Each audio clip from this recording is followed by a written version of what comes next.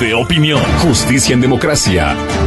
Un espacio de información, orientación y asesoría jurídica para garantizar sus derechos. Abogados, juristas, expertos darán respuesta a sus dudas legales. Justicia en Democracia, buscando una sociedad justa.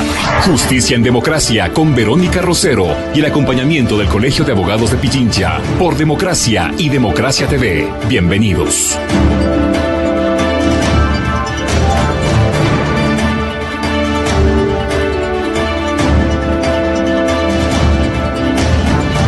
Señoras y señores, tengan todos ustedes muy buenos días, bienvenidos. Estamos iniciando ahora mismo Justicia en Democracia. Gracias como siempre al Colegio de Abogados de Pichincha y a ustedes por acompañarnos. El día de hoy yo tengo el agrado de estar acompañada ahora mismo y de presentarles a ustedes al doctor José García Falconi.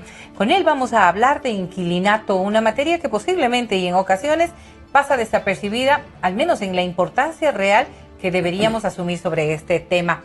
Doctor, bienvenido y muchas gracias por estar en este espacio. En principio, esto del inquilinato, que viene a ser una forma legal de hablar de arrendamiento en realidad, porque es lo que normalmente decimos, ¿no? Y dadas las circunstancias, decíamos fuera de micrófonos, todos alguna vez en la vida habremos rentado o bien una habitación, una casa, o bien un negocio, cualquiera fuera la índole. Pues lo que nos interesa sobre todo es saber si lo estamos haciendo bien o mal. En materia de inquilinato, ¿cuál debería ser el precepto básico que deberíamos establecer para todos nuestros amigos oyentes y televidentes? Gracias. En primer lugar, quiero dejarles expresa constancia de merecimiento por esta gentil invitación. Me siento muy honrado de estar en esta prestigiosa emisora. Y permítame comentarle como anécdota nada más que comencé mi vida judicial hace 42 años en un juzgado de inquilinato. Fui secretario del juzgado primero de inquilinato y mi tesis doctoral en la Pontificia Universidad Católica del Ecuador fue sobre inquilinato. Y el primer libro de los 100 y pico de libros que he publicado es en materia de inquilinato. Es fundamental esta materia de inquilinato y para tener en cuenta actualmente con la Constitución de la República es fundamental el principio del interés social, porque los derechos del inquilino están sobre los derechos del arrendador. O sea que los derechos del inquilino son irrenunciables. Entonces, bajo esta óptica, tratemos cualquier punto en materia de inquilinato. Primeramente, debo manifestar que la codificación de la ley de inquilinato, que es del 1 de noviembre del año 2000, que ha tenido muchas reformas, especialmente reformas muy importantes a raíz de la vigencia del COGEP, del Código Orgánico General de Procesos, del 23 de mayo del presente año, señala que esta ley es aplicable al sector urbano, o sea, cuando hay contratos de arrendamiento o subarrendamiento de locales ubicados dentro del sector urbano. No importa la índole de lo que va a funcionar. Vivienda, taller. O sea que cuando está fuera del perímetro urbano que establecen las ordenanzas municipales correspondientes, la ley de inquilinato ya no está en vigencia, sino entra en vigencia en ese momento el Código Civil. O sea, me explico, para los contratos de arrendamiento en el sector rural no rige la ley de inquilinato, sino el Código Civil. ¿Hablamos de parroquias rurales, por ejemplo? Sí, o sea que en el sector urbano, de las ordenanzas municipales que establece cada cantón, rige la ley de inquilinato. Cuando es sector rural, rige en cambio el Código Civil. Entonces, dentro de esta órbita de actuación, podemos hablar sobre la ley de inquilinato, que es una ley muy interesante en todos los aspectos. Y de lo que vamos a seguir hablando, pero yo sí quisiera la aclaratoria respecto de este tema, porque quizás muchos de nuestros amigos o amigas oyentes van a ponerse a pensar que pueden tener una propiedad en el área rural. Dígase, por ejemplo, terrenos que son rentados para determinadas actividades, ¿verdad? Si es que esto se maneja dentro de lo que implica ya la materia civil, ¿hay diferenciación respecto de la normativa de inquilinato? Respecto de lo que podría ocurrir, por ejemplo, el impago de la renta de unos terrenos dedicados a la agricultura, simplemente porque es obvio, ¿no es cierto? Sí, y estamos hablando de que una gran cantidad de lluvias o la ausencia total de estas puede generar un caos económico para cualquier persona que rentó, verse sin recursos y dejar de pagar. Sí. Como señalaba hace pocos minutos, la codificación de la ley de inquilinato rige exclusivamente para locales de vivienda, vivienda taller, vivienda comercio, que se encuentran ubicados dentro del territorio urbano. Para los terrenos, como usted acaba de señalar, rige el Código Civil, porque el cuarto libro del Código Civil establece en los artículos correspondientes lo referente al contrato de arrendamiento. O sea que el Código Civil es ley supletoria en materia de inquilinato pero el inquilinato exclusivamente se vincula a los locales de vivienda, vivienda taller, vivienda comercio que se encuentran ubicados dentro del sector urbano. Ok, en el área rural otro es el caso, Código otro Civil. es la materia y obviamente otro será el tratamiento que se le dé. Sin duda, es diferente completamente. Ahora, establecido aquello, y vale la pena señalar que posiblemente usted tiene un montón de dudas respecto de aquello, partiendo de un principio que ahora mismo se lo consulto yo al doctor, y es lo relacionado con la firma o no de un contrato. Pero si usted tiene una duda, háganoslo saber ahora mismo. Nuestros teléfonos están a su disposición y obviamente también nuestras redes sociales para que nos pueda escribir y dar a conocer cualquier inconveniente que haya tenido. Yo simplemente pongo a su consideración 250-3014 para que se comunique con Justicia en Democracia. Doctor, y vamos a establecer aquello. Posiblemente usted nos dice desde el 2000 en adelante una nueva normativa, con varias reformas involucradas en este proceso. Sí. Pero previo al 2000, habrán personas que ya habrían iniciado un acuerdo de arrendamiento para no ponerlo con el término de contrato, porque en muchas ocasiones hemos dejado de firmar un contrato. Así es. En primer lugar, es la codificación de la ley de inquilinato que está vigente desde el 1 de noviembre del año 2000. Antes había la ley de inquilinato, sino que tenía tantas reformas que el asambleísta, el Congreso Nacional de esa época, codificó la ley en el año 2000 sobre el contrato de arrendamiento. Hay dos clases de contratos de arrendamiento, por escrito y de manera verbal. Ahora la ley, la codificación de la ley de inquilinato dice que el contrato obligatoriamente debe ser escrito cuando exceda 2 salarios mínimos vitales el canon mensual. Okay. Y este contrato escrito de arrendamiento tiene algunas características que son fundamentales. En primer lugar, hay un tiempo mínimo de duración, que es de 2 años. Doctor, antes de establecer aquello, vámonos primero con este acuerdo verbal, que es quizás la manera más regular en la que uno ha hecho este tipo de acuerdos. Posiblemente si yo voy a rentar, dígase un local comercial, posiblemente yo tenga los cuidados quizás. Pero estamos viendo que en el ámbito de lo que tiene que ver con la residencia, al contrario, ¿no? El acuerdo de las partes, y qué bueno que haya todavía el beneficio del respeto a la palabra de las personas, que no necesariamente viene a ser una garantía lastimosamente. ¿Qué ocurre cuando hemos hecho un acuerdo verbal y usted se acuerda de unas cláusulas, yo me acuerdo de otras cláusulas y posiblemente ya en el recorrido hemos tenido una serie de inconvenientes? ¿Qué deberíamos hacer? ¿Cuál debería ser la recomendación para nuestros amigos? Es obligación celebrar por escrito el contrato de arrendamiento. Por escrito el contrato de arrendamiento cuando supera estos salarios mínimos vitales. ¿Por qué razón? Porque si usted quiere demandarle, ¿no es cierto?, a su inquilino, a la demanda tiene que adjuntar obligatoriamente el contrato escrito de arrendamiento. Ahora, antes se escribía en el juzgado de inquilinato, ahora se escribe en una notaría. De lo contrario, no la aceptan al trámite el juez de inquilinato y relaciones vecinales, como se denominan con el Código Orgánico de la Función Judicial. O sea que hay que tener mucho cuidado, porque para la demanda hay que acompañar el contrato escrito. Ahora, ¿qué pasa si es que tiene contrato verbal?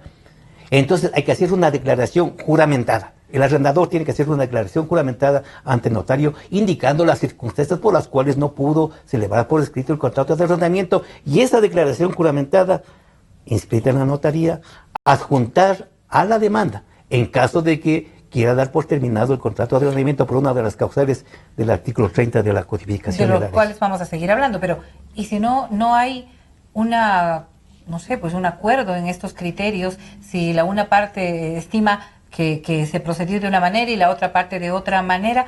¿Esa discrepancia cómo se resuelve?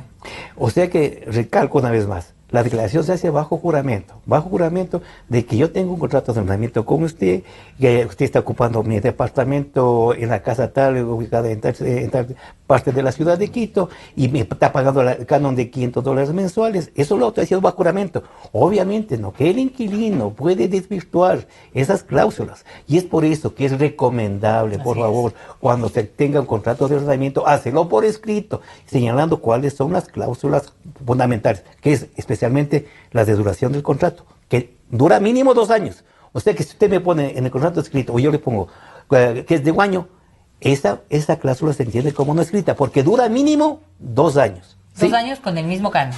Con el mismo canon, ¿sí? No se puede. Además, sobre el canon de arrendamiento, si vamos a hacer un análisis, hay 2 clases de canon de arrendamiento: el canon legal y el canon contractual. ¿Qué es el canon contractual? Nos ponemos de acuerdo los dos. Por el departamento que es de mi propiedad o que yo le arriendo a usted, pago $500 mensuales. ¿Y cuál es el canon legal? ¿Cuál es el canon obligatorio que usted tiene que pagarme mensualmente. No el que está en el contrato, sino el que fija la oficina del registro de arrendamientos del ilustre municipio metropolitano de Quito. O sea, esa oficina es la encargada de fijar el canon legal. O sea, el canon legal puede ser $300, ¿sí? ¿Y el acuerdo entre nosotros puede ser superior? $500, sí, es de $500. ¿Y esa diferencia? Entonces, esa diferencia, usted como inquilino tiene la oportunidad de demandarme al arrendador por cánones de arrendamiento cobrados en exceso en la vía sumaria. Sí, pero, más allá de que usted y yo llegamos a un acuerdo. Más allá, sí, porque la ley de inquilinato, la codificación del inquilinato es una ley social que favorece al inquilino fundamentalmente, que se supone que es la parte más débil dentro del contrato de arrendamiento. Ahora, pero si establecemos aquello, y vale la pena que también nuestros amigos oyentes pues puedan darnos a conocer sus inquietudes, pero algo que sí me parece es que si ya nosotros nos pusimos de acuerdo sobre algo, ¿verdad? Deberíamos hacerlo, o el arrendador debería saber cuál va a ser el canon que le va a autorizar la municipalidad como para poder establecer ese valor, porque lo otro podría ser simplemente una espada de doble filo. Me paga 3 meses, me demanda y esos 3 meses o el salario extra simplemente va a ir a beneficio de quien he arrendado. En la primera pregunta que usted me hizo, ¿cuáles son los principios fundamentales? Yo le decía, ¿cómo se llama? La función social. El principio de derecho social es fundamental para entender la ley de inquilinato. ¿Por qué razón? Y como usted acaba de manifestar, obviamente, ¿no es cierto?, para acompañar a la demanda, tiene que hacerlo con el contrato escrito de arrendamiento y además con el certificado del registro de arrendamientos en el que está fijando el precio legal del municipio correspondiente. ¿Que se basa en base a qué?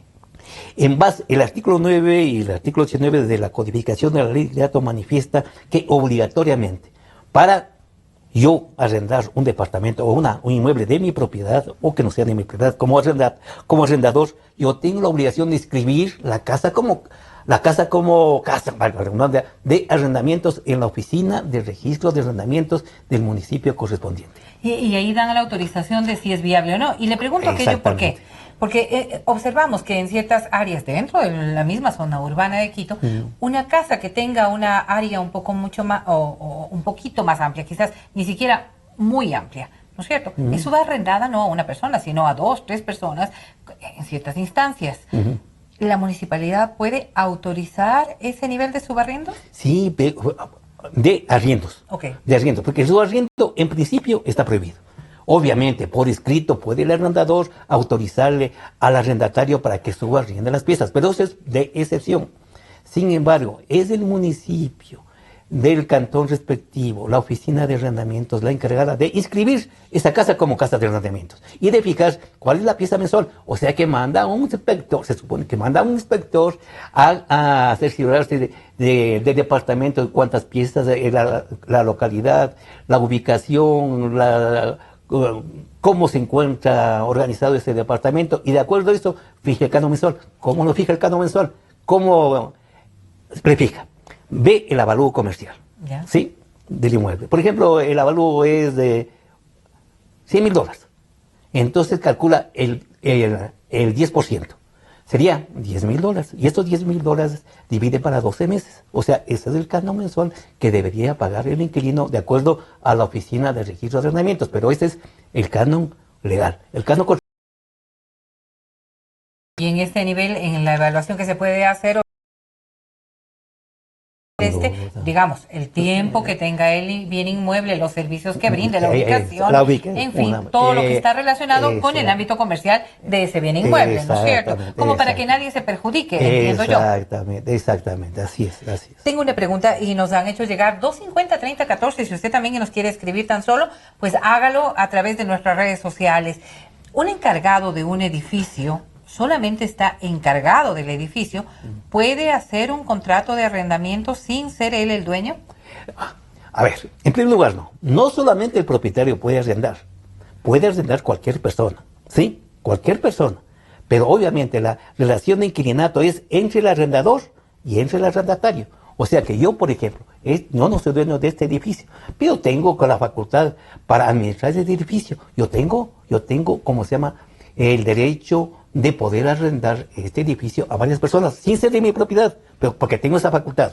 Es decir, tiene que estar legalmente dada la posibilidad. Por supuesto, pero obviamente la relación de inquilinato es exclusivamente entre el arrendador, que no necesariamente es el propietario del inmueble, obviamente, y el arrendatario. Sí, lo vamos a poner en un caso práctico también. El hijo, por ejemplo, dos personas mayores, dueñas de una propiedad, el hijo les ayuda a manejar esto. ¿Puede el hijo firmar el contrato como arrendador? Claro, puede firmar el contrato. Y la relación de inquilinato es exclusivamente entre quién, no entre el propietario y el inquilino, sino entre el arrendador, el hijo en este caso, y el inquilino. Esa es la relación de inquilinato, no con el propietario. Ahora, ¿y el propietario? No sé, una persona que no esté viviendo en el país, por ejemplo, que deja un bien inmueble, me pongo en el caso, regresa y dice no estoy de acuerdo con que hayan rentado el bien inmueble. ¿Cómo hacemos para solventar un tema como este? Sí, no, es interesante la codificación de la ley de inquilinato, porque sí contempla este particular. El artículo 30 de la codificación establece cuáles son las causas de terminación de contratos de arrendamiento. Y en la letra I del artículo 30 establece justamente esta circunstancia. Yo soy diplomático, estoy en San José de Costa Rica, ocupado, y tengo aquí un bien inmueble que mi hijo ha arrendado. Y es el único bien inmueble que tengo. Y tengo que venir acá a Ecuador. Estoy arrendando en otra parte que me cobran $2,000 mensuales y mientras mi inquilino me paga 500. Le digo, señor juez de inquilinato, hay esta circunstancia, en atención al artículo 30, punto letra I, que contempla esta posibilidad, demando la terminación del contrato de arrendamiento, obviamente justificando de que yo estuve en el exterior, que es el único bien inmueble que tengo, y se puede dar una solución en este sentido. Yo tengo que irme a una pausa, doctor, pero vamos a invitarles a todos ustedes a que permanezcan junto a nosotros y nos hagan conocer sus inquietudes. Yo le planteo una por hecho. Vamos a ver y establecer también la diferenciación entre cómo se debe manejar un contrato comercial y un contrato de residencia, y si es que existen o no estas diferencias. Las vemos cuando volvamos. El derecho a la justicia es para todos, sin violencia.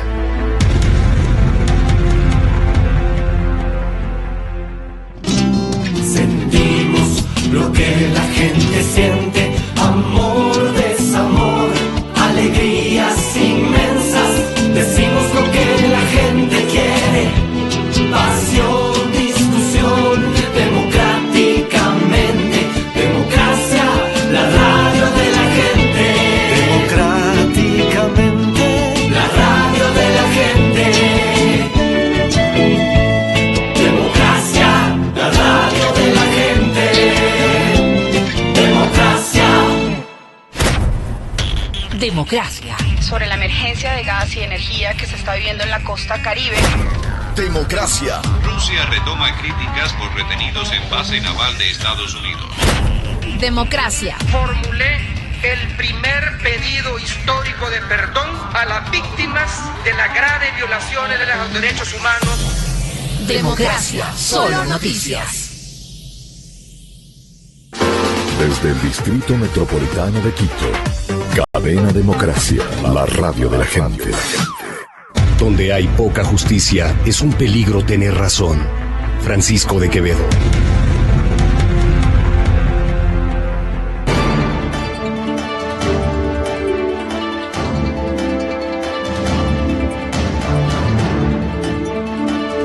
Estamos de regreso aquí en Justicia en Democracia, gracias al Colegio de Abogados de Pichincha y al doctor José García, quien nos acompaña el día de hoy hablando de inquilinato. Usted puede seguir también este programa a través de nuestra estación 920 AM, la radio de la gente. Doctor, decíamos nosotros, ¿existe o no existe diferencia cuando hablamos del tema de un arriendo destinado a un tema comercial? Dígase, por ejemplo, no sé si un local comercial o bien una vivienda que tenga características que vayan a prestar ciertas condiciones de comercio. O también, ¿no es cierto?, lo que se va a utilizar como un bien destinado a residencia. ¿Hay diferencias? Sí, sin duda alguna. En primer lugar, tengo que señalar que el contrato es ley para las partes. Entonces hay que tener mucho cuidado en la redacción de las cláusulas del contrato de arrendamiento. Si es con el contrato de vivienda, hay que señalarlo de manera expresa, ¿no?, que este local, departamento tal, de mi casa, de la casa tal, en tal parte, va a ser dedicado exclusivamente para vivienda del inquilino y de su familia, ¿no? Sí. Si es para vivienda taller, lo hacen para vivienda y también para taller de sombrerería, poniendo. O sea, viven ahí, trabajan a la trabajan ahí. O es para negocio, ¿sí?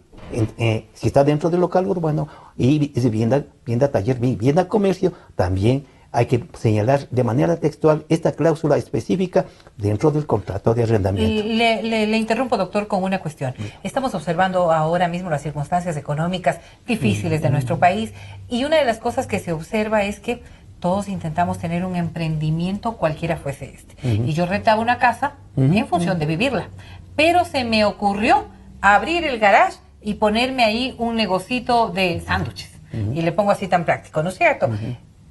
Esto debe ser inscrito, debo advertir a quien me renta cómo debo manejarlo, porque al fin y al cabo es un tema que yo lo abro solamente en las tardes, una cuestión así tan coyuntural que debe ser advertido. Sí.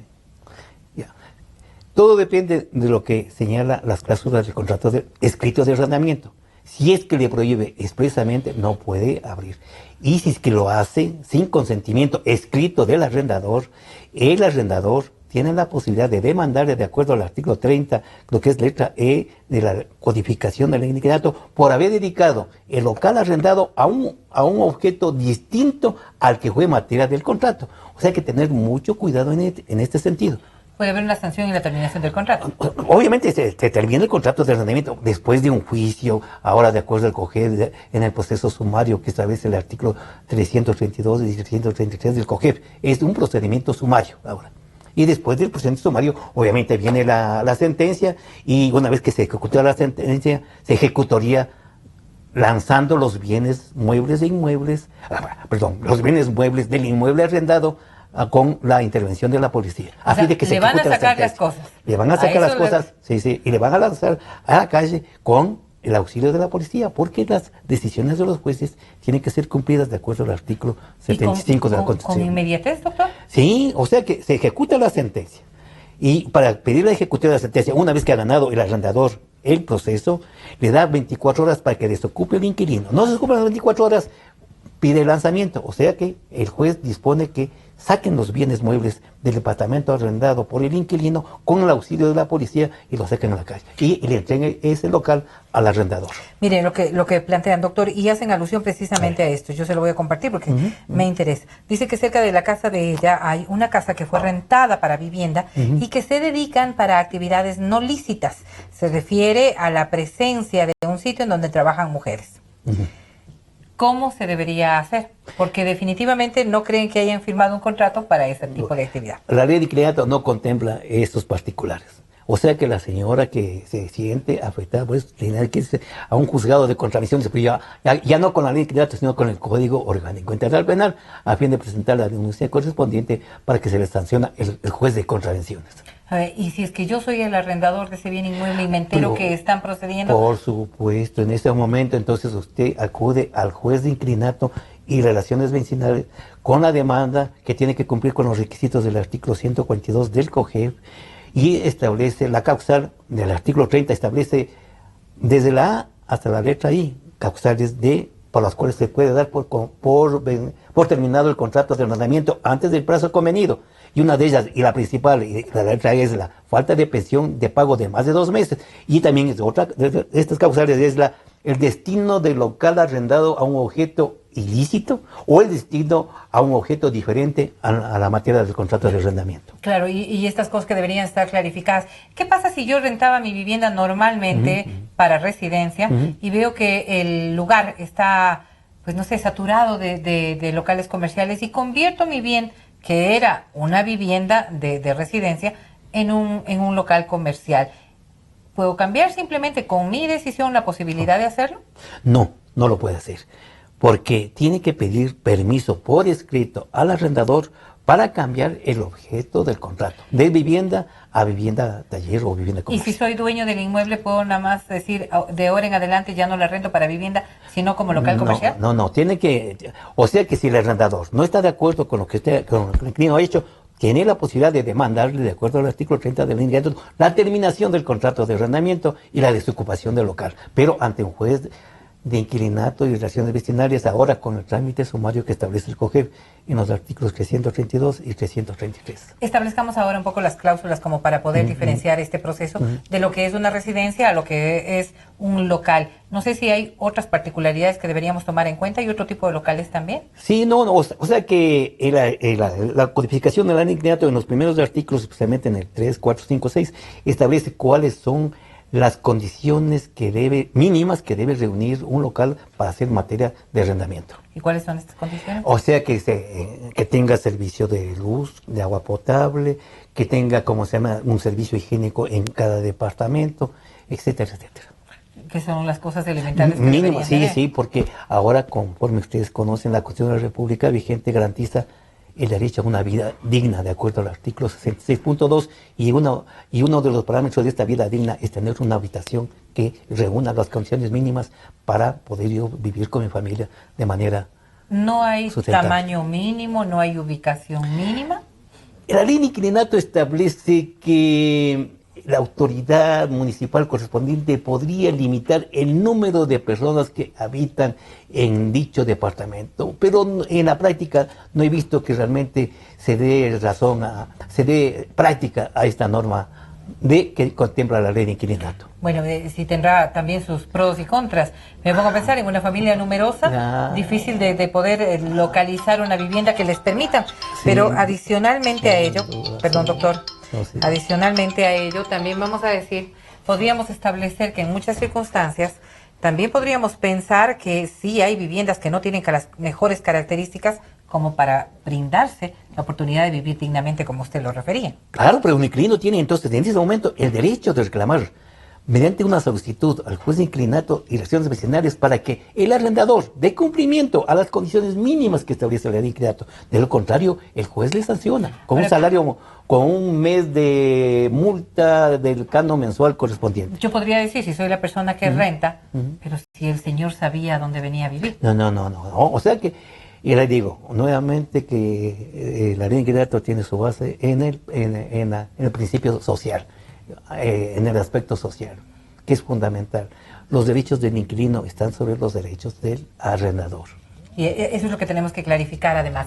Vamos a irnos con una llamada ahora mismo. Muchísimas gracias por comunicarse ahora a nuestras líneas telefónicas. Vamos a escuchar su consulta. Buenos días. ¿Cómo está usted? Hágame el favor. Yo tengo una vivienda en La Merced. Y para arrendar, ¿dónde debo hacer inscribir el contrato de arrendamiento? ¿Y quién me fija el arrendamiento para esa vivienda? Muchas gracias. Vamos a repetir un poco la información, doctor. Tengo entendido, ¿no es cierto? Yo soy de la ciudad de Riobamba. No conozco la provincia de Pichincha, por supuesto que estoy viviendo aquí muchos años. Pero tengo entendido que La Merced depende del Cantón Quito. ¿Sí? ¿Depende del Cantón Quito? Yo no sabría decir. El Cantón Quito. Entonces, tiene que inscribir la señora en la oficina de registro de arrendamientos del ILUTRE, Distrito Metropolitano de Quito. Y si es de Machachi, en el Cantón Machachi. Y si es de Sangolquí, en el Cantón Sangolquí. Claro, tendrán que ir al cantón respectivo. Al cantón respectivo, sí. Hay una oficina especial. Y es ahí donde le van a hacer el cálculo de cuánto debe cobrar. Exactamente. Le pone en primer lugar como casa de arrendamientos y también le fija el canon legal. Que es de lo que vamos a continuar hablando precisamente. Doctor, si estamos hablando de estas cláusulas, si estamos estableciendo qué es lo que deberíamos incluir en estos contratos, y creo que ahí nos vamos a detener un poco porque uno entra a la web y pone un modelo de contrato de arrendamiento y puede encontrar una variedad infinita. Variedad que no solamente hace relación a nuestra ciudad, a nuestro país, sino a lo que se puede manejar en otras partes. ¿Qué es lo que deberíamos claramente incluir en un contrato? No deberíamos dejar pasar, por ejemplo, ¿qué temas, doctor? Inclusive en el libro que pongo a disposición del público. Por favor, y lo vamos a promocionar, si usted me permite, tan solo, es el Manual Práctico en Materia de Inquilinato, referente a la legislación ecuatoriana del doctor José García Falconi. Además, asesor jurídico también, contiene textos de la codificación de la ley de inquilinato con concordancias y referencias, la parte teórica, la parte práctica, la jurisprudencia. Maravilla de manual, no solamente para quienes están estudiando, para quienes ponen en práctica este conocimiento. Yo creo que todos deberíamos, si somos dueños de un bien inmueble, al menos tener una visión clara de aquello. Doctor, muchísimas gracias además por presentarle a nuestra audiencia un material tan importante. Usted decía, aquí está incluido cómo se puede hacer. Algunos modelos de contratos de arrendamiento. En primer lugar, quiero aclarar que soy profesor todavía hasta este mes, porque ya cumplo 70 años de la Facultad de Jurisprudencia, Ciencias Políticas y Sociales de la Universidad Central del Ecuador en práctica procesal civil. O sea que a propósito de eso, he escrito algunos libros, entre ellos esta cuestión de materia de inquilinato. Y las cláusulas, es fundamental señalar, en primer lugar, el canon mensual que debe pagar. Porque aclaro, ¿no?, que si bien se puede pactar el canon contractual, que es diferente al canon legal, el inquilino tiene la posibilidad de reclamar este exceso, pero tiene 6 meses para reclamar. Si no reclama en los 6 meses, ya prescribe esta acción. Entonces, 6 meses desde que firmó el contrato, desde que terminó. No, desde que firmó el contrato. Usted tiene 6 meses. Si no presentó el reclamo en los 6 meses, celebramos hoy día, y me está pagando usted 6 meses. Tiene como es esos 6 meses para reclamar. Si no presenta el reclamo ante el juez de inquilinato, cualquier durante la valor acción extra correspondiente, entonces yo alego la prescripción y ya no tiene ese derecho al exceso de lo que yo le he cobrado. Doctor, entonces, si fuera la inversa, ¿y si fuera la inversa? Si fuera yo le puedo arrendar, como se llama, está fijando en $300, ¿no es cierto? En el registro el arrendo en $100. Es mi voluntad.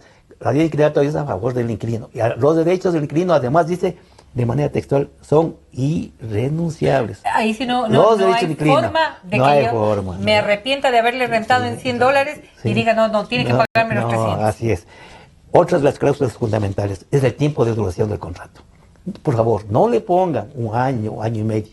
Mínimo es 2 años, mínimo 2 años. Y para que termine este contrato fijado en 2 años, 3 meses por lo menos, 3 meses antes de que se termine el plazo, ¿sí?, presenten el desahucio, las solicitudes de desahucio para dar por terminado ese contrato de arrendamiento, no por escrito ante el inquilino, sino ante el juez de inquilinato y relaciones vecinales, para que él le notifique al inquilino que ya es mi voluntad no continuar como inquilino usted.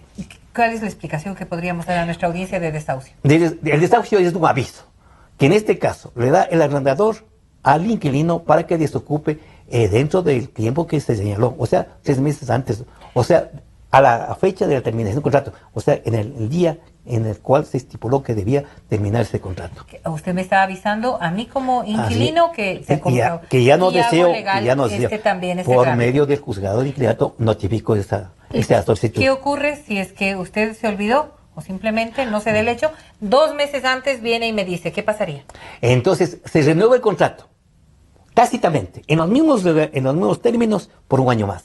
Y después del 3er año, sí, en cualquier tiempo ya puede dar por terminado el contrato de arrendamiento. Es decir, el canon seguiría hasta este 3er año. 1 año más.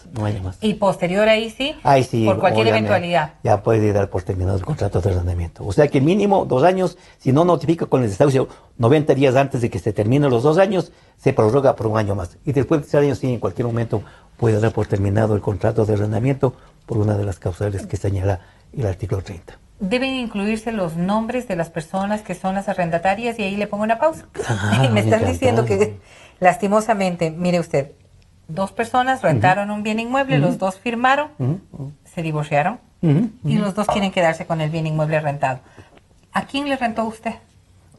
A ver, todo depende. Esto parece adivinanza, doctor, pero sí, puede darse. Todo depende del contrato de arrendamiento, ¿no es cierto? O sea que yo le arrendé a usted. Y a mi esposo, digamos. Y a su esposo, ¿no es cierto? O sea que usted se separa de su esposo y su esposo se queda en el... Parecería que los 2 tienen una disputa por quién se va a quedar con el departamento que están rentando. ¿Y el arrendador a quién de los 2 va a beneficiar? ¿O este es un acuerdo que no tiene nada que ver con el arrendador? Exactamente, no tiene nada que ver, porque ya dentro de la sociedad conyugal hay que disolver la sociedad conyugal, hay que liquidar la sociedad conyugal o la unión de hecho correspondiente, y eso ya se refiere a la materia civil, que está regulada en el libro primero del Código Civil, no tiene nada que ver con materia de inquilinato. Pero suponiendo, ¿no?, y en un caso que establecen, suponiendo que fallece el arrendador, claro, el inquilino, fallece el inquilino, ¿quién queda? Quedan los hijos. Obviamente, si son hijos menores de edad, tiene que nombrar un curador, o queda la madre en representación de los hijos, si ellos decidan continuar viviendo en ese departamento que yo he arrendado como arrendador. ¿Con las mismas obligaciones? Con las mismas obligaciones, sí, con las mismas obligaciones. ¿Qué otra cláusula deberíamos establecer? Usted ya nos ha dicho el monto del contrato, el plazo. ¿Qué deberíamos ver? Fundamentalmente, señor, ponga el objeto para el cual arriendan como es ese departamento o esa habitación.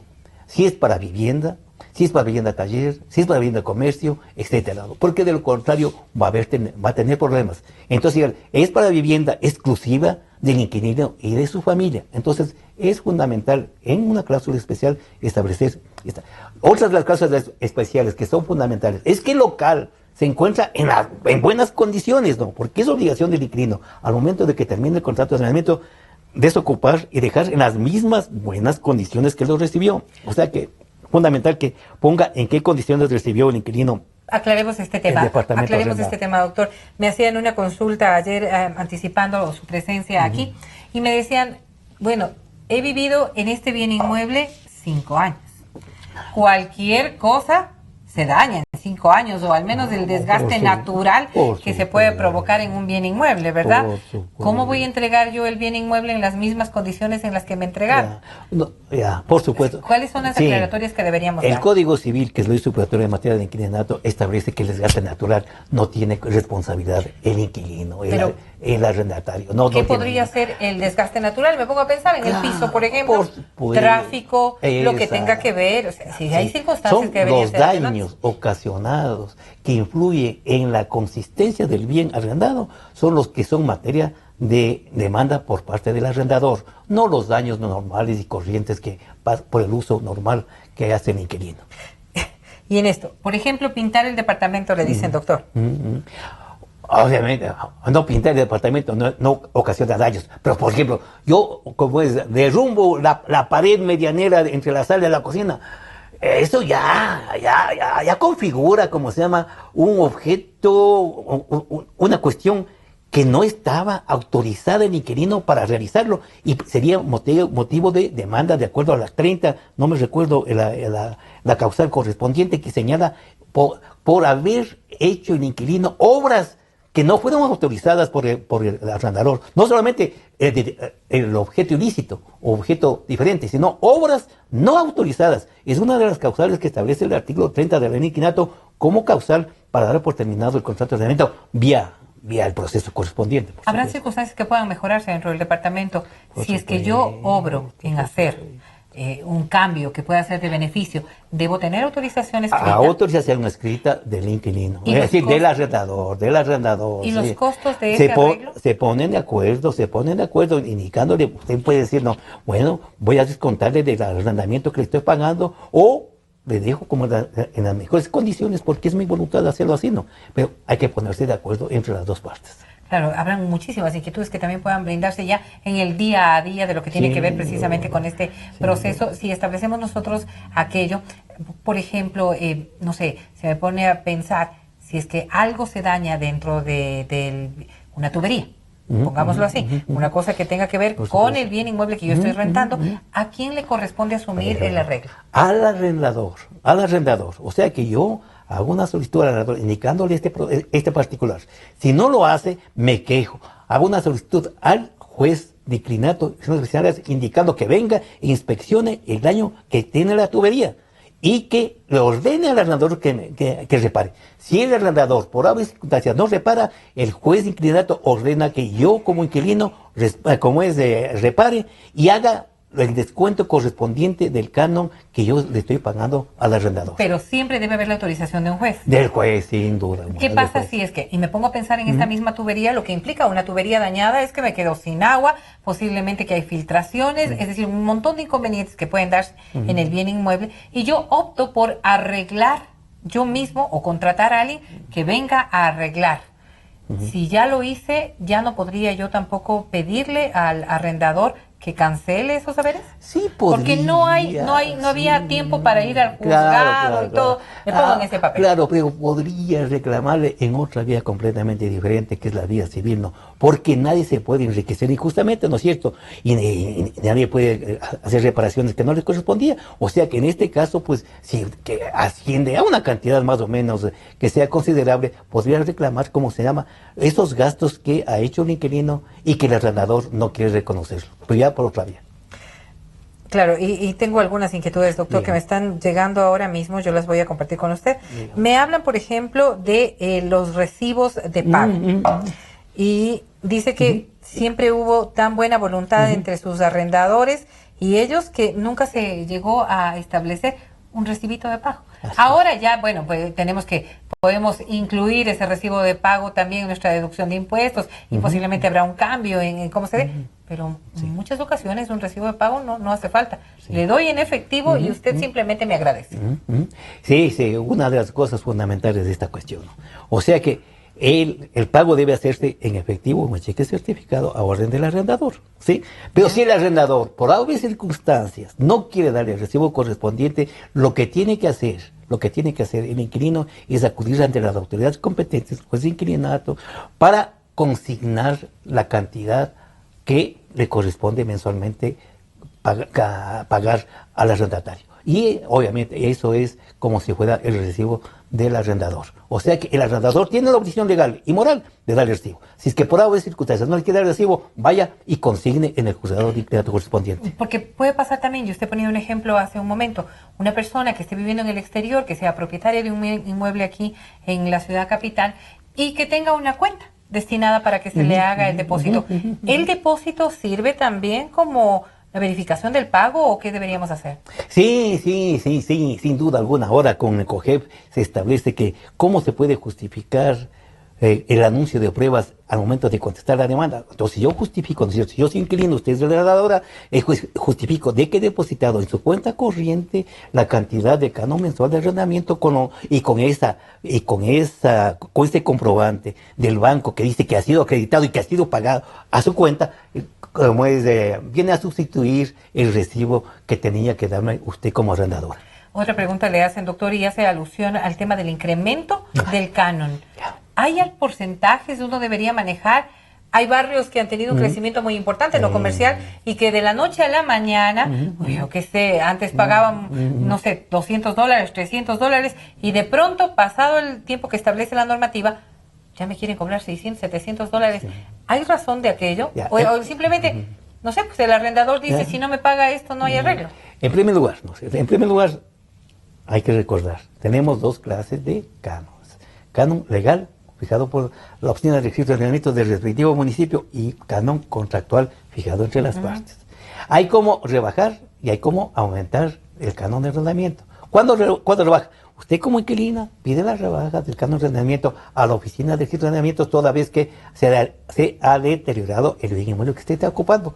Cuando yo pido el aumento del canon de arrendamiento, le digo a la Oficina de Arrendamiento, vengan y justifico de que ha mejorado el local con inversiones que yo he realizado. O sea que hace un reavalúo comercial y divide para 10 y después divide para 12. O sea que hay como pedir tanto el aumento como para la rebaja. Pero el canon legal lo fija obligatoriamente la Oficina de Registro de Arrendamientos. Si es que el contrato de arrendamiento, una vez terminado los 2 años, se fija un nuevo canon, se renovó el contrato de arrendamiento ya no por 1 año, sino por 2 años más, porque es un nuevo contrato. Tiene que tener muy en cuenta el arrendador particular. O sea que si lo aumenta después de 2 años, ya terminamos, dice, bueno, ahora le fijo el canon de $500, ahora $800. Muy bien, estamos de acuerdo los dos. Ese es un nuevo contrato de arrendamiento. Y como nuevo contrato de arrendamiento tiene un plazo mínimo de duración de 2 años. Sí, entonces hay que tener muy en cuenta estos particulares. Con esa explicación tan clara y didáctica nos vamos a ir a una pausa. Regresamos en breve para continuar hablando de lo que tiene que ver con la ley de inquilinato o este proceso en el cual usted también debería tener el conocimiento claro como arrendador y como arrendatario, los beneficios y obviamente las previsiones que deberíamos tomar en cuenta. Volvemos. El respeto al derecho ajeno es la paz. Benito Juárez.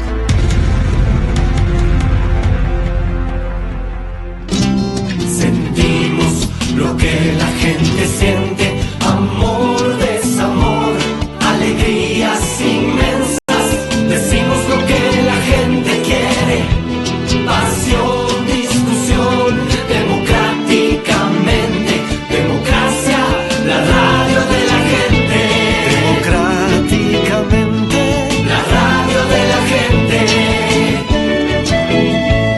Democracia, la radio de la gente. Democracia. Democracia. Sobre la emergencia de gas y energía que se está viviendo en la costa Caribe. Democracia. Rusia retoma críticas por retenidos en base naval de Estados Unidos. Democracia. Formulé el primer pedido histórico de perdón a las víctimas de las graves violaciones de los derechos humanos. Democracia. Solo noticias. Desde el Distrito Metropolitano de Quito, Cadena Democracia, la radio de la gente.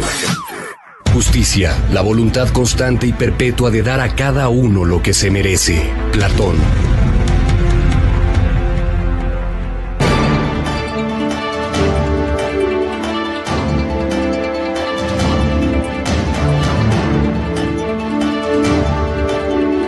Estamos de vuelta, gracias por acompañarnos. Como siempre, la gentileza del Colegio de Abogados de Pichincha nos permite contar con profesionales que nos pueden aclarar todas las dudas. El día de hoy estamos dialogando con el doctor José García Falconi y con él hablando del tema de inclinato, posiblemente una de las materias de las que más uso hacemos, pero que menos conocemos, doctor, valga la pena señalarlo, porque en realidad tan solo cuando nos hemos visto abocados a una experiencia negativa, posiblemente quizás un juicio, una demanda o simplemente una incomodidad, es que empezamos a ver la necesidad de haber firmado un contrato, de haber actuado de acuerdo a lo que establece la ley. En la práctica, ¿cuáles son el mayor número de casos que se presentan por estas inconformidades en el ámbito de inquilinato? Sin la menor duda, es la causal A, de la letra A del artículo 30 de la ley de inquilinato, que dice por el pago de más de 2 meses. Esa es la causal más normal y corriente, sin duda alguna. También hay la de algazaras y reyertas ocasionadas por el inquilino. También hay del objeto diferente al arrendado. Estas son las 3 causales más. Sin embargo, hay desde la causal A hasta la letra I, a excepción de la letra H que se refiere al desahucio por demolición del local arrendado. O sea que A, B, C, D, E, F, G, I. Hay 8 causales por las cuales se puede dar por terminado el contrato de arrendamiento el arrendador en contra del inquilino. Y el inquilino también puede demandar, en cambio, el exceso de cobro de arrendamientos, ¿sí? Por no haber adecuado bien el inmueble en materia de arrendamiento, etcétera. Hay causales de parte y parte. De parte y parte, sí. Y cuando nosotros establecemos esto, doctor, ¿debemos ir ante un juzgado de inquilinato?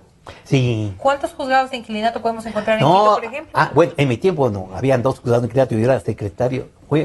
Comencé mi vida judicial de más de 44 años. En vida judicial en todos los niveles. Una vida prolífera. Sí, comencé como auxiliar del juzgado primero de inquilinato, fui secretario del juzgado de inquilinato, habían 2 juzgados de inquilinato, ahora son unidades judiciales especializadas en inquilinato y relaciones vecinales. Y encontramos muchas en la urbe. Sí, ahora el Código Orgánico de la Función Judicial establece cuáles son las funciones de cada unidad judicial, y ahora se denomina jueces de inquilinato y relaciones vecinales, que tienen ahora algunas competencias más allá de las que establece la ley de inquilinato. ¿Y debemos ir siempre representados por un abogado? Sí, siempre hay que ir representado por un abogado. Sin embargo, en el proceso monitorio, cuando el salario mínimo es de 3 salarios, señala el COGEP que no es necesario la firma del abogado, inclusive hay formularios específicos que establece el Consejo de la Judicatura para llenar, cuando es el proceso monitorio. Pero este es procedimiento sumario. ¿Proceso monitorio es? Es un proceso nuevo completamente en nuestra legislación, y a propósito, como profesor de la facultad todavía estoy ya publicando el segundo tomo sobre el COGEP, ¿no? Y el proceso monitorio está dentro de los procesos ejecutivos, va a ser más utilizado. Es cuando, para cobrar una deuda que no tiene título, hasta 50 salarios mínimos vitales, o sea, más o menos unos $18,000, ¿sí? Pero cuando la deuda es menos de 3 salarios mínimos vitales, que serían 366 por 3, unos $1,070, no se requiere firma de abogado, no se requiere sino llenar un formulario que le proporciona el Consejo de la Judicatura. Con lo que se agilita el proceso. Se agilita el proceso, sin duda alguna. Va a ser el procedimiento más utilizado dentro de la legislación para deudas pequeñas, ¿no? Que no tienen títulos. Lo hasta que se busca es eso, ¿no? Que sean expeditos. Justamente expeditos. Doctor, tenemos una llamada nuevamente y yo le voy a invitar a nuestro amigo o amiga oyente a que se comunique. Ahí estamos escuchando. Muy buenos días. ¿Cuál es su inquietud? Sí, buenos días, licenciada, doctor. Buenos días. Doctor, una preguntita sobre el contrato. usted sabe, doctor, que los dueños de casa le hacen el contrato a gusto y contento e interés del dueño de casa. ¿Ese contrato es válido o hay que hacerle legalizar en el juzgado de inquilinato? Buenos días, gracias. Muchísimas gracias a usted, doctor. Sí. Usted nos hablaba de las notarías en procesos como estos. El contrato de arrendamiento es obligación del arrendador inscribir ese contrato en 30 días en una notaría. Las cláusulas del contrato de arrendamiento tienen que ser legales. Si hay alguna cláusula ilegal, que sea como se llama, que represente un abuso, violente, ¿no? Que represente un abuso, que violente derechos constitucionales, esa cláusula se entiende como no escrita. O sea que esa cláusula, el contrato vale, esta cláusula no vale. Porque los derechos de inquilino están sobre los derechos de los jueces.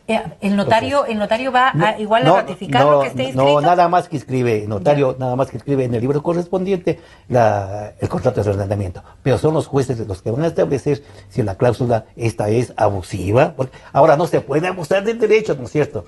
No se puede abusar del derecho, así dice el artículo 36.1 de la reformatoria al libro primero del Código Civil. No abuso del derecho, dentro de este nuevo ordenamiento jurídico, no abuso del derecho. Doctor, pero también tiene tiempo de prescripción esta posibilidad de que una cláusula siendo abusiva, yendo en contra de la normativa, ¿puede prescribir o simplemente está ahí hasta en cualquier cuando momento reaccione el inquilino? Sí, no, esa cláusula se entiende como no escrita. O sea que esa cláusula no vale. El resto del contrato tiene pleno valor. Esa cláusula que es abusiva en contra del inquilino no tiene ningún valor. Por ejemplo, ¿no es cierto?, que renuncia a que me reclame el exceso de arrendamiento cobrado. Esa cláusula no tiene ningún valor, ¿sí? Renuncia para que los daños ocasionados por la naturales no sean separados por el arrendador. Esa cláusula no tiene ningún valor. Claro, tiene que estar todo establecido en lo que fundamentalmente dictamina la norma. A favor del inquilino, que se supone es la parte más débil dentro de la relación de inquilinato. ¿Qué pasa si el arrendador no inscribe ese contrato, no lo legaliza,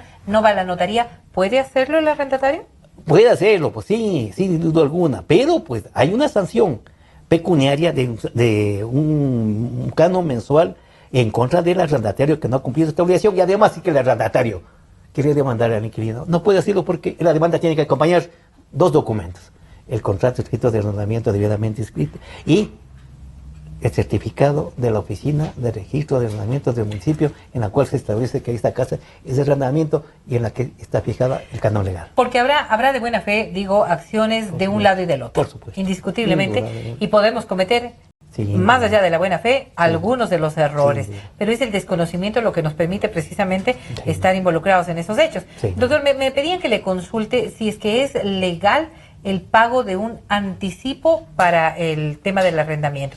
Porque ahora vemos que esto se convirtió en una especie de garantía, posiblemente, garantía que al finalizar ese contrato no necesariamente las devuelven en toda la plenitud de lo que fue dado. Sí. En el libro que pongo a consideración del público ya hace alguno, y que está en la 7ª, 8ª edición, he manifestado públicamente que la ley de inquilinato tiene algunos vacíos. Y este es uno de los vacíos que tiene la ley de inquilinato, sobre la garantía. En ninguna parte de la ley de inquilinato se contempla como obligación la garantía. Sin embargo, casi en todos los contratos de arrendamiento están estipulando como garantía para la terminación, para que el arrendador tenga la seguridad de que va a ser entregado su local arrendado en las mismas condiciones que lo recibió. Se pone esta garantía, que no está estipulada en la ley de inquilinato. De tal manera que esa cláusula se entendería como cláusula abusiva. Obviamente que si estipulamos los dos, usted en este caso pues me puede reclamar, como se llama, que le devuelva esos meses de canon de arrendamiento que están como garantía. Claro, mediante el reclamo ante el juez de inquilinato correspondiente. Sí, pero si no se estableció en el contrato, igual puedo reclamar lo que fue un acuerdo verbal entre nosotros.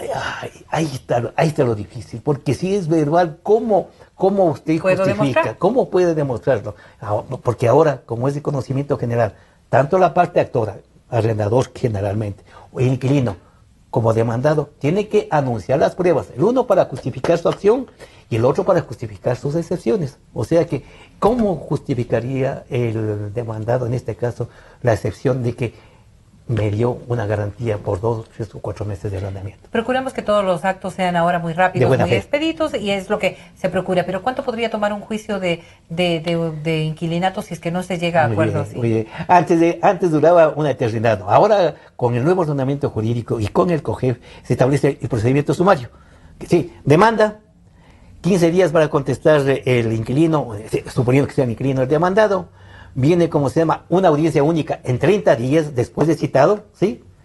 La audiencia única se divide en 2 fases, la primera de saneamiento, de ver las expresiones previas, y la segunda fase, en ese mismo día, viene, como se llama, la prueba y los alegatos. Inmediatamente, rápidamente, la sentencia de manera verbal y luego por escrito. Y obviamente hay apelaciones, ¿no? Pero se demora mucho menos de lo que acontecía con el Código de Procedimientos Civil anterior. Pero la persona puede todavía seguir viviendo en ese bien inmueble mientras no haya una sentencia. Hasta cuando no haya una sentencia ejecutoriada. O sea que hay inclusive recursos de apelación e inclusive hasta en algunos casos de casación. Imagínese usted lo que podría tomar. No, ahora se acortan los términos. Como le digo, es 15 días, audiencia en 30 días, sentencia, apelación, corte provincial y se terminó el juicio. Y muchos de esos temas podrían estar resueltos simplemente con asesorarnos adecuadamente cómo establecer un contrato y obviamente estar allí siempre respetando la normativa. Yo quiero agradecer muchísimo la presencia del doctor José García Falconi, quien nos ha acompañado hablando de inquilinato. Con nosotros estaremos nuevamente junto a ustedes el próximo día miércoles con una nueva temática. Gracias y feliz resto de semana. Hasta pronto.